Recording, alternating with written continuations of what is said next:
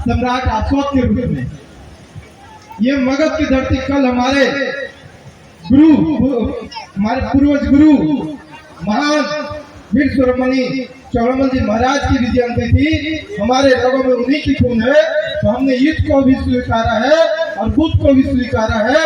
आप पे डिपेंड करता है कि आप हमसे चाहते क्या है। ये यहाँ के अधिकारियों को हमने कहा था और आज फिर इस मंच के माध्यम से कहते हैं, ये जो हमारे लगभग 2 मंथ पूरे होने जा रहे हैं, शांतिपूर्ण तरीके से हमारे तमाम गुरुओं की नजरों में अध्यक्षता में ये जो आंदोलन चल रही है और जो मांगे हैं वो संवैधानिक मांगे हैं, अधिकार की मांगे हैं। ये बीटीएमसी एक्ट 1949 गैर संवैधानिक एक्ट है और एक धर्म में जो बौद्ध की विरासत है, उस विरासत में गैर बौद्धिस्टों की भागीदारी गैर संवैधानिक भागीदारी है।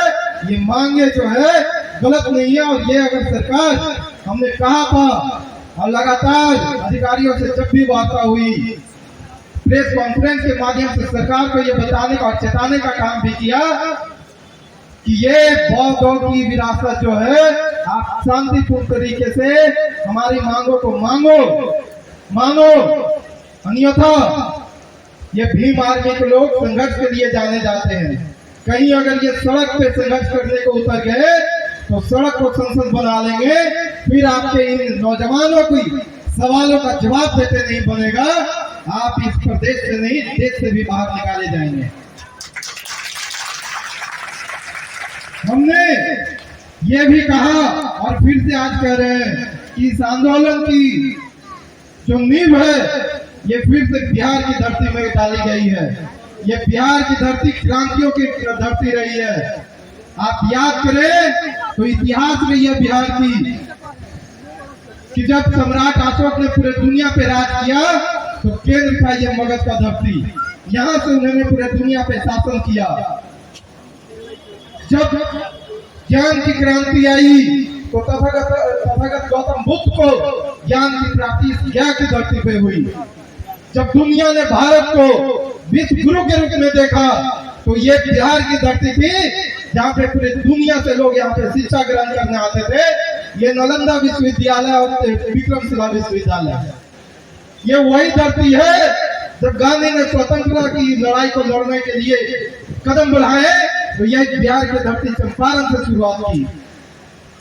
ये बिहार की धरती क्रांतियों की धरती और फिर हम कह रहे हैं कि ये व्यवस्था परिवर्तन की लड़ाई का नींव बिहार में डाल दिया गया है और ये आंदोलन इस नींव को मजबूत कर रही है। ये जो समाजवादी लोग हैं, आप ध्यान रखो, ये आंदोलन जितने दिन चलेगी उतनी आपकी क्षति होगी। अगर आप वास्तव में चाहते हैं कि आपकी सत्ता और शासन भारत में कुछ दिन और चले तो इस आंदोलन की हर एक मांगों को आप समय रहते मान लो, अन्यथा जो हमने कहा उसे दोहराते देर नहीं लगेगी। हम लगातार इस आंदोलन में बने हुए हैं। भीम आर्मी के लगातार जिला कमेटी से लेकर के प्रदेश कमेटी और राष्ट्रीय कमेटी लगातार इसको मजबूत करने में लगी हुई है। और जैसे हमारे राष्ट्रीय कमेटी की आदेश है कि ये आखिरी चेतावनी के रूप में आज 5 अप्रैल है, अगर सरकार शांतिपूर्ण तरीके से नहीं मानेगी तो लाखों की संख्या में लोग भीम आर्मी के नेतृत्व में राष्ट्रीय अध्यक्ष विनय रतन सिंह जी के अध्यक्ष में, बड़े भाई कमल सिंह वालिया के अध्यक्ष में और बिहार प्रदेश अध्यक्ष अमर ज्योति जी के नेतृत्व में लाखों की संख्या में बहुजन समाज के लोग सड़क पे होंगे। फिर आपको एक मंदिर नहीं, इस देश से बाहर किया जाएगा, इस देश के सत्ता से बाहर किया जाएगा।